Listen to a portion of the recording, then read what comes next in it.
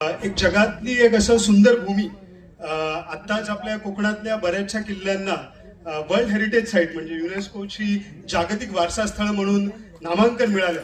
त्या कोकण भूमी आपण बिलॉंग करतो, त्या कोकण भूमीतले आपण वारसदार आहोत आणि त्यामुळे तुम्हा सगळ्यांचं अभिनंदन की आपण एका अशा भूमीतून आलोय जी भूमी ही आज जागतिक वारसा स्थळ म्हणून ओळखली जाते. आणि त्यातली एक गोष्ट की आपल्या कोकणामध्ये कातळ शिल्प पण आहेत, तर युनेस्कोच्या वर्ल्ड हेरिटेज साईटमध्ये कातळ शिल्पही यायला हवीत.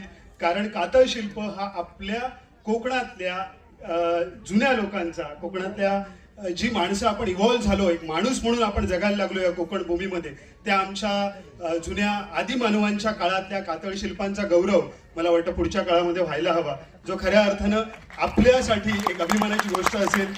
छत्रपती शिवाजी महाराजांच्या पदस्पर्शाने पावन झालेल्या कोकण आणि सह्याद्रीच्या भूमीतल्या या सगळ्या शिलेदारांचं माझ्यातर्फे आणि कोकणातल्या असंख्य रानमाणसातर्फे मी मनपूर्वक अभिनंदन करतो. धन्यवाद.